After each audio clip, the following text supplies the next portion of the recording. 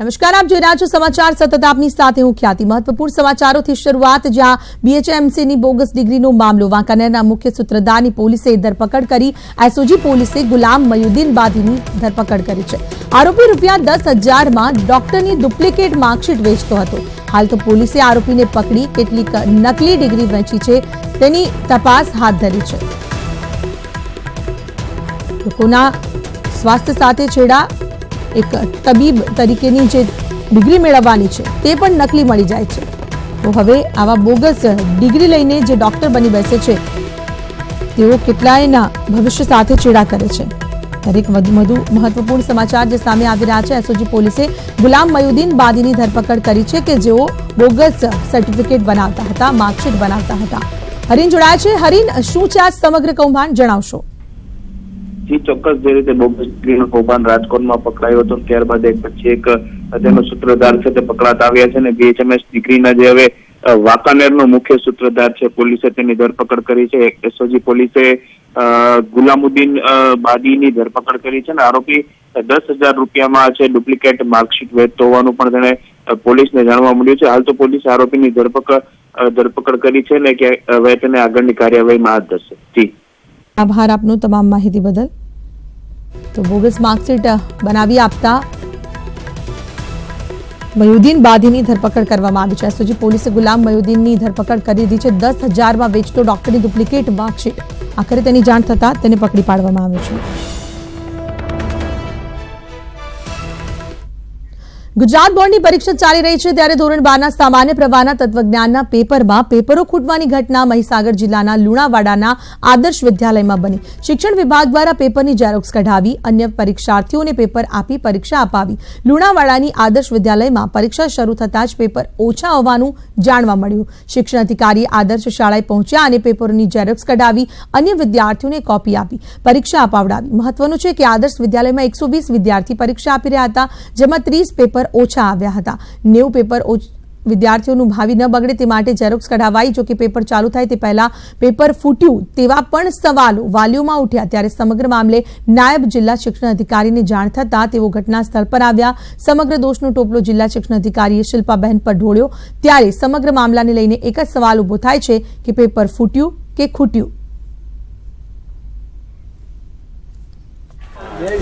Paper आप्યું અને કોઈ government paper હોય કોઈ દિવસ ઝેરોક્સ ના હોય ને ક્લિપ મારીને પેપર આપે છે અને પેપર આવે તો હાથમાં ગરમ લાગતું ઝેરોક્સ કરીને પેપર આપે છે અને પોણા સાથે પેપર છોડીએ।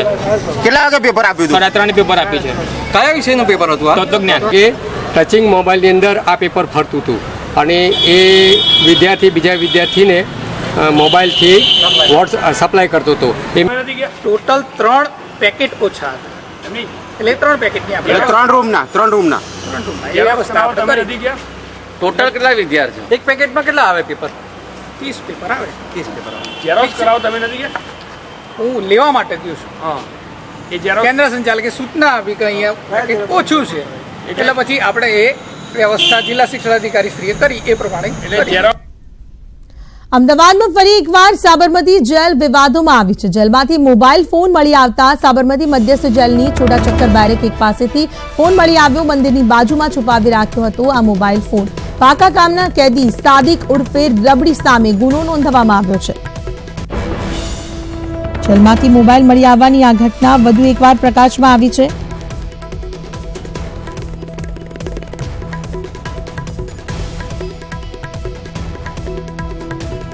છોટાચક્કર બેરેક એક પાસેથી મોબાઈલ મળી આવ્યો। મોબાઈલ મંદિર પાસે છુપાવીને રાખવામાં આવતો હોવાની બાતમી મળી હતી। મોબાઈલ મળી આવતા હાલ ફરી એકવાર સાબરમતી જેલ વિવાદોમાં છે। હરમેશ જોડાયા છે અમારી સાથે। હરમેશ, આ અંગે વધુ વિગત આપશો? જી હરમેશ। હાઈ સિક્યુરિટી ઝોન ગણાતું હતું, પરંતુ હવે હાઈ સિક્યુરિટી ઝોન એ સાબરમતી મધ્યસ્થ જેલ માટે મજાક વાળો શબ્દ હોય તેવું હાલ માની શકાય। કારણ કે છેલ્લા કેટલાય સમયથી અવારનવાર મોબાઈલ ફોન, બેટરી અને ચાર્જર મળી આવે છે। જે કેદીઓ છે તે કેદીઓ કેવી રીતે અંદર આ મોબાઈલ ફોન લઈ જાય છે તે સૌથી મોટો સવાલ છે। હાલ તો છોટા ચક્કરના બેરેક નંબર 1 પાસેથી જે સાદિક નામનો જે પાકા કામનો કેદી હતો તેની પાસેથી આ મોબાઈલ ફોન મળ્યો છે, જેની સામે રાણી પોલીસ સ્ટેશનમાં ગુનો દાખલ કરવામાં આવ્યો છે। પરંતુ હવે એસઓજીની જે એસઆઈટી છે તે એસઆઈટી તપાસ કરશે છે કે આજે સાદિક ઉર્ફે રબડી છે તે કેવી રીતે મધ્યસ્થ જેલમાં મોબાઈલ અને અન્ય જે ચીજ વસ્તુઓ છે, પ્રતિબંધિત વસ્તુઓ છે, તે કેવી રીતે લઈ ગયો અને કોની મિલીભગતથી તે લઈ ગયો તે બાબતને લઈને તપાસ કરવામાં આવશે. જી, આભાર આપનો તમામ માહિતી બદલ.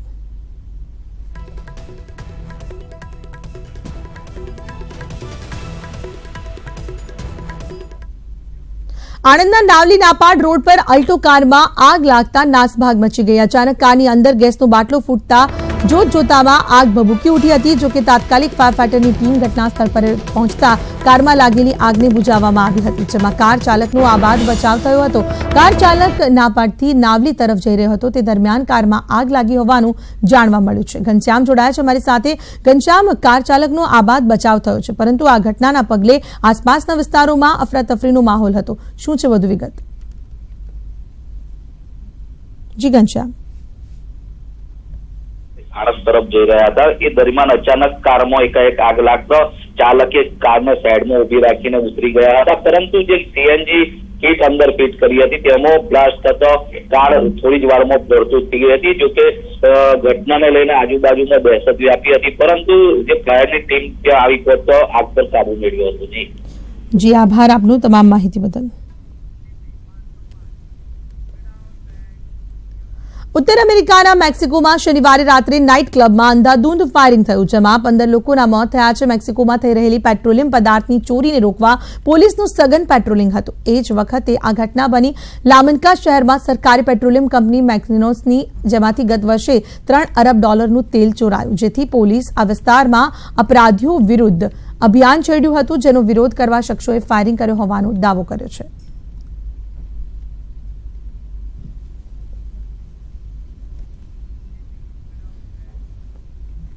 રાજસ્થાન સીમા પર પાકિસ્તાન તરફથી ફાયરિંગ. પાકિસ્તાને રહેણાંક વિસ્તારને નિશાન બનાવ્યા. શ્રીગંગાનગરમાં આખી રાત ફાયરિંગ થયું. બીએસએફના જવાનો હાલ જડબાતોડ જવાબ આપી રહ્યા છે. મહત્વપૂર્ણ છે કે પાકિસ્તાને રહેણાંક વિસ્તારને નિશાન બનાવ્યા હતા. ગંગાનગરમાં આખી રાત ફાયરિંગ ચાલ્યું. બીએસએફના જવાનો જડબાતોડ જવાબ આપ્યો છે.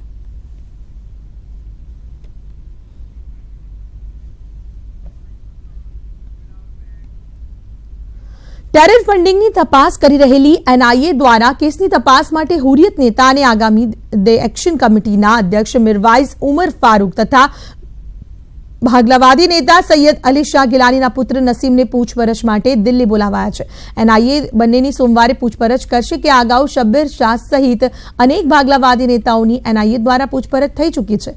ગયા મહિને એનઆઈએ દ્વારા જમ્મુ કાશ્મીરમાં આતંકવાદીઓ અને ભાગલાવાદી જૂથોની આર્થિક મદદ કરવા માટે મીરવાઇઝ સહિત અનેક ભાગલાવાદી નેતાઓના ઘરે દરોડા પાડ્યા હતા.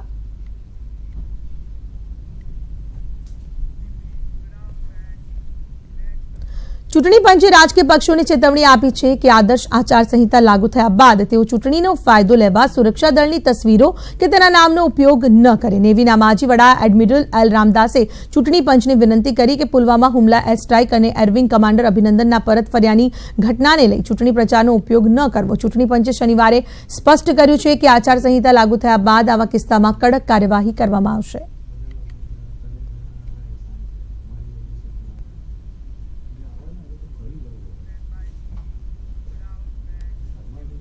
મધ્યપ્રદેશ ભાજપના નેતાઓએ આપ્યું છે વિવાદિત નિવેદન. ભોપાલમાં એક જાહેર સભામાં ભાજપના ધારાસભ્ય રામેશ્વર શર્માએ કહ્યું કે કોંગ્રેસને વોટથી અને પાકિસ્તાનને બોમ્બથી નિપટાવીશું. સાથે તેમણે કહ્યું કે જો 2-4 કોંગ્રેસી બચી ગયા તો તેમને પાકિસ્તાન મોકલી દઈશું.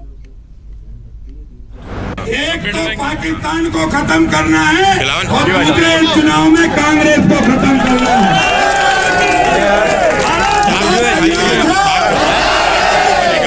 तैयार हो? ये लड़ाई शुरुआत है. आज अधिकार दिवस की शुरुआत है. प्रदेश अध्यक्ष जी आ रहे हैं, संकल्प लेकर जा रहे हो. लोकसभा में बहुमत के साथ आएंगे.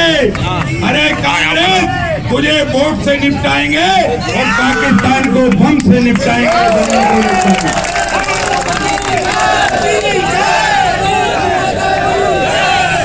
और अगर मान के चलो 2-4 कांग्रेसी बच गए तो 2-4 कांग्रेसी बच गए तो अरे पाकिस्तान फेंक देंगे. અને હવે વાત ચૂંટણીના ચક્રવ્યૂહની કરીશું કે જ્યાં કોંગ્રેસની યોજાનાર CWC બેઠકને લઈને આજે પ્રભારી રાજુ સાતવ અમદાવાદ આવશે. કોંગ્રેસ વર્કિંગ કમિટી અને અડાલજ ખાતે ત્રિમંદિર ખાતે યોજાનાર સભા પહેલા ગુજરાત પ્રભારી રાજુ સાતવ અમદાવાદમાં અડાલજ સભા સ્થળની રાજુ સાતવ મુલાકાત લઈ શકે છે. બપોરે 2 વાગે GPCC ખાતે યોજાશે કોંગ્રેસની બેઠક. 12 માર્ચની તૈયારીઓ અને કામગીરીને વહેંચણીને લઈને આ બેઠક કરવામાં આવતી હોય તેવા સંકેત મળી રહ્યા છે.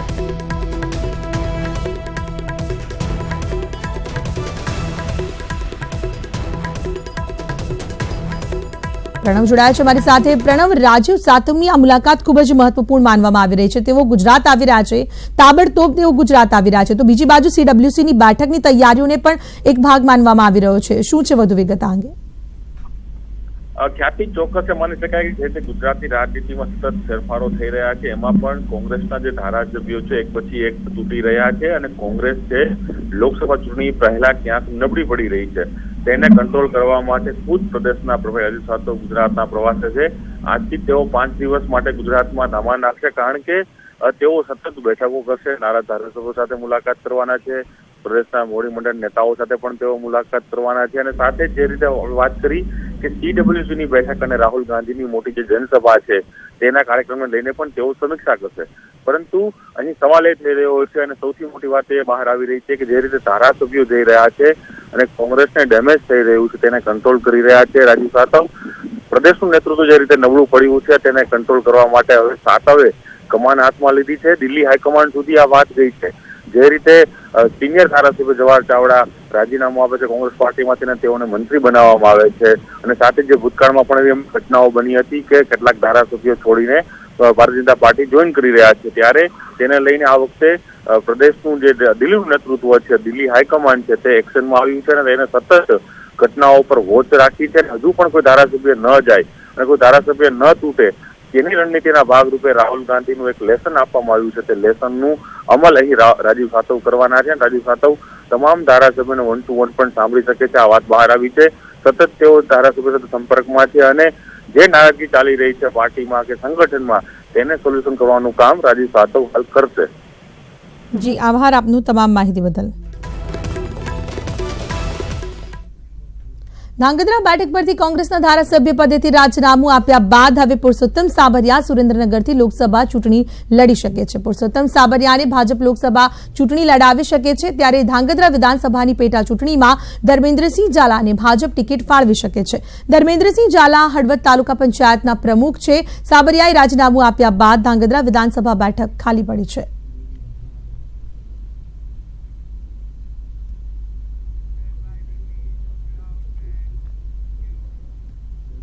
તો કોંગ્રેસના ધારાસભ્યોના રાજીનામા બાદ પરેશ ધાનાણીનું નિવેદન. કોંગ્રેસ કોઈની મંત્રી પદની લાલચ નથી આપતું. કોંગ્રેસ કોઈને રૂપિયાની લાલચ પણ આપી શકે તેમ નથી. સાથે તેમણે એમ પણ કહ્યું કે કોંગ્રેસ પોલીસના જોરે કોઈને નથી ડરાવતી.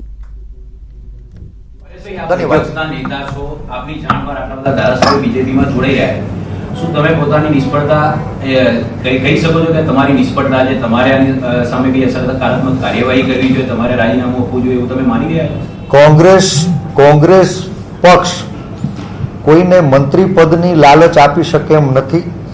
આ મંત્રી બનવા માટે થઈને જો કોઈએ કોંગ્રેસ છોડી હોય તો સ્વાભાવિક છે કે એને કોંગ્રેસ પક્ષ એની ઈચ્છાઓ પૂરી કરી શકે એમ નથી. કોંગ્રેસ પક્ષ પાસે કોઈ 5-15 કરોડ રૂપિયાની અપેક્ષા રાખતું હોય તો મારી પાર્ટી છે એ ગરીબોની, દલિતોની, વંચિતોની, ખેડૂતોની પાર્ટી છે. એની પાસે કાળા ધનના કોથળા નથી કે એની ઈચ્છાઓ સંતોષી શકે. અને ત્રીજો વિકલ્પ કે મારી પાસે એવી પોલીસનું પીઠબળ નથી કે અમારી સૂચનાથી કોઈને ડરાવી શકાય, ધમકાવી શકાય, ખોટા કેસ કરી અને સરકાર પાસે સરેન્ડર કરી શકાય. એટલે કોંગ્રેસ પક્ષની આ 3 નબળાઈઓ છે કે કોઈને મંત્રી પદ ઓફર કરી શકતા નથી, કોઈને રૂપિયાની લાલચ આપી શકતા નથી કે પોલીસના દંડે કોઈને ડરાવી ધમકાવી શકતા નથી. અને આ સિવાયનું ચોથું કોઈ કારણ સત્તા પરિવર્તન માટેનું, પાટલી બદલવા માટેનું હોઈ શકે નહીં. બનાસકાંઠાના ધારાસભ્ય જ્ઞાનીબેનનો બફાટ. ભાજપમાં જનારાની હાલત પાંજરાપોળના પાડા જેવી થશે. જ્ઞાનીબેન કોંગ્રેસ છોડી ભાજપમાં ગયેલા ધારાસભ્યો પર કટાક્ષ કર્યો. એ પણ અવારનવાર અમને મળે ત્યારે કહે છે કે બેન મહેરબાની કરીને આ બાજુ કોઈ કોંગ્રેસવાળા ઓછીકું ન કરતા, અમારી અત્યારે હાલત જેમ ઓલા પાંજરાપોળના પાડા હોય ને એનાથી પણ બહેતર અમારી દશા છે. મંત્રી બન્યા બાદ જવાહર ચાવડાનું પોતાના મત વિસ્તાર માણાવદરમાં તેમના સમર્થકોએ કર્યું સ્વાગત. બીજેપી ઓફિસમાં ભાજપના હોદ્દેદારોએ સ્વાગત કર્યું. શહેરમાં ઉત્સાહ રેલી સ્વરૂપે શહેરમાં ફર્યા. જવાહર ચાવડાને આવકારવા મોટી સંખ્યામાં લોકો પણ ઉમટી પડ્યા હતા.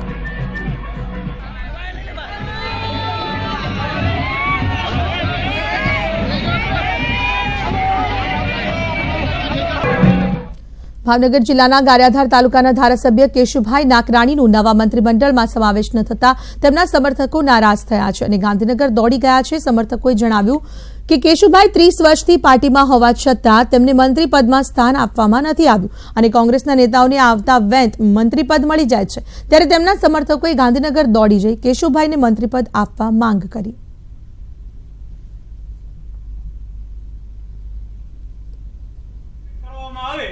આજે ગારિયાધાર શહેર તથા ગ્રામ્ય સંગઠન અને ચૂંટાયેલા પ્રતિનિધિઓ તમામ એક થઈ અને અમારી પ્રદેશ ભાજપ પાસે માંગણી છે કે 6 ટર્મથી ગારિયાધારના ધારાસભ્ય કેશુભાઈ નાકરાણી ચૂંટાતા હોય અને એને એક પણ વખત કોઈ પણ મિનિસ્ટ્રી આપી નથી, તો ગારિયાધાર સંગઠનની તેમજ ચૂંટાયેલી પાંખની એવી માંગણી છે કે અમારા ધારાસભ્યને કોઈ પણ જગ્યાએ પ્રધાનમંડળમાં સમાવેશ કરવામાં આવે.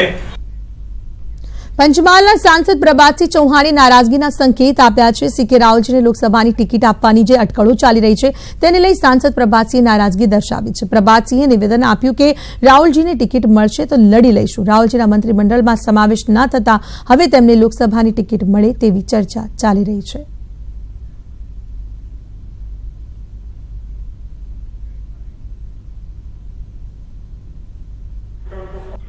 હવે આપણી લોકસભામાં પંચમહાલમાં સાહેબ સીકે નું નામ ચાલે છે, પછી કઈ રીતે ચાલે? તો પાર્ટી છે ભાઈ.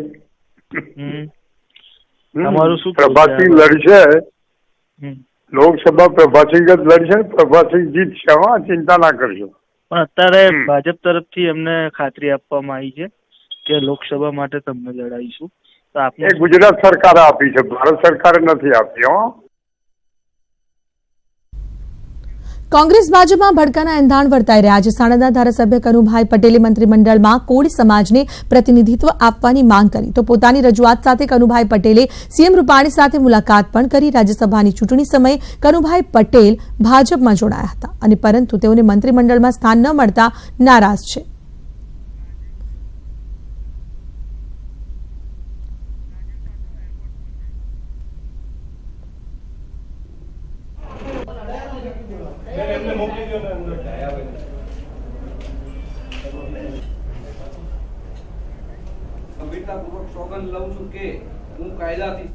તો હાલમાં ગુજરાતના રાજકારણની પરિસ્થિતિને જોતા કોંગ્રેસ પ્રભારી રાજીવ સાતવ અમદાવાદ એરપોર્ટ પર આવી પહોંચ્યા છે. બસ થોડી જ વારમાં તેઓ અમદાવાદ એરપોર્ટ પર દેખાશે. આપને જણાવી દઈએ કે રાજીવ સાતવને ગુજરાત આવવું પડ્યું છે. ડેમેજ કંટ્રોલ કરવા માટે મહત્વપૂર્ણ બાબત છે કે આવનારા દિવસોમાં 12મી માર્ચે સીડબ્લ્યુસીની બેઠક યોજાવાની છે. તે તમામની તૈયારીઓને આખરી ઓપ આપવા ક્યાંક આંતરિક વિખવાદ ચાલી રહ્યો છે, ધારાસભ્યોની નારાજગી છે, તે તમામને ધ્યાનમાં રાખતા રાજીવ સાતવની આ મુલાકાત ખૂબ જ મહત્વપૂર્ણ માનવામાં આવી રહી છે.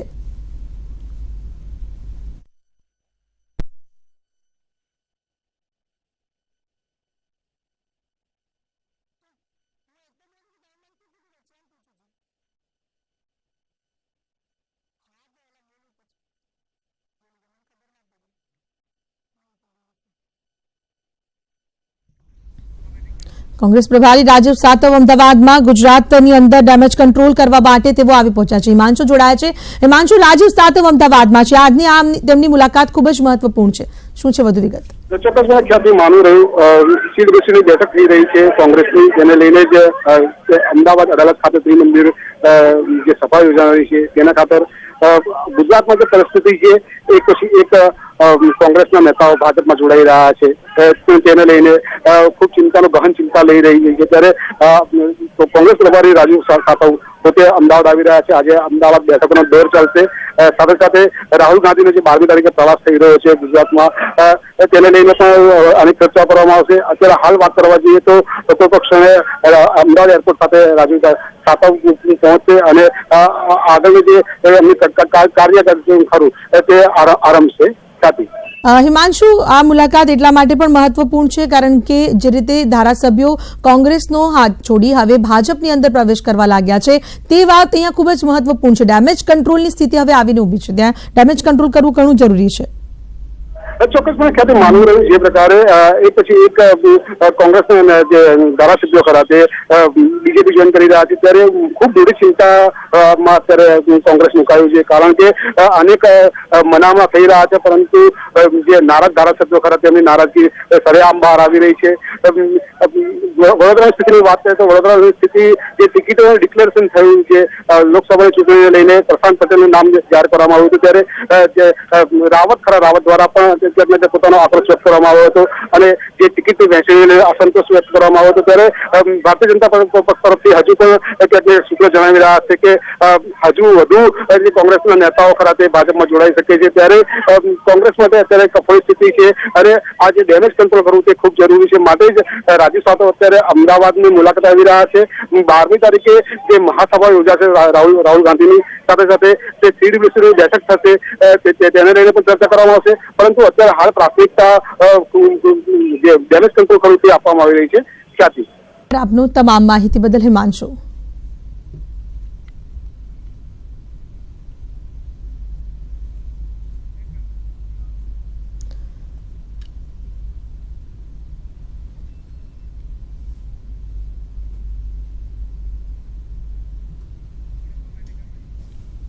सीडब्ल्यूसीની બેઠકને લઈને રાજુ સાતવ અમદાવાદ આવ્યા છે। એરપોર્ટના સીધા દ્રશ્યો અમે આપને બતાવી રહ્યા છે। આવનારા દિવસ એટલે કે 12મી માર્ચે ઐતિહાસિક सीडब्ल्यूसीની બેઠક મળવા જઈ રહી છે। ઐતિહાસિક દિવસ અને તે દિવસે મળનારી આ બેઠકની તમામ તૈયારીઓને આખરી ઓપ જે આપવામાં આવ્યો છે તેના એક નિરીક્ષણ અર્થે રાજુ સાતવ હાલ અમદાવાદ એરપોર્ટ ખાતે આવી ચૂક્યા છે। સાથે સાથે એમ પણ માનવામાં આવી રહ્યું છે કે કોંગ્રેસ જે સ્થિતિ છે ગુજરાતની અંદર રાજકારણની સ્થિતિમાં ક્યાંક ડેમેજ કંટ્રોલની ઘણી જરૂર પડી રહી છે। ધારાસભ્ય પદેથી રાજીનામા આપી ભાજપનો જે સાથ લેવા જઈ રહ્યા છે તે તમામ નેતાઓને સમજાવટ પણ કરવામાં આવી શકે છે। એક બંધ બારણે બેઠક મળવાની પણ પૂરેપૂરી શક્યતા, તો બીજી બાજુ આવનારા દિવસની બેઠકને લઈને ચર્ચા થવાની પણ શક્યતા। આમ રાજુ સાતવનું અમદાવાદમાં આવવાનું આજનું મહત્વપૂર્ણ કારણ આ છે।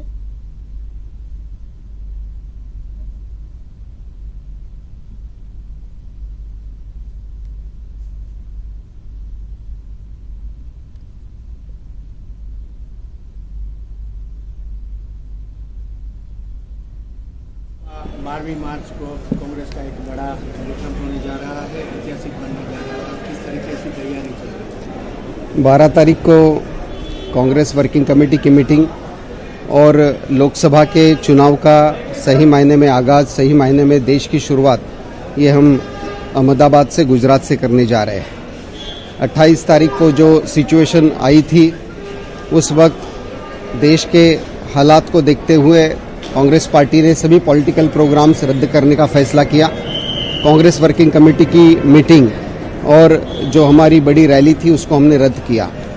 भारतीय जनता पार्टी ने तो कोई पॉलिटिकल प्रोग्राम रद्द भी नहीं किए। उस दिन तो प्रधानमंत्री शूटिंग में भी व्यस्त थे जिस दिन ये सब घटना घटी।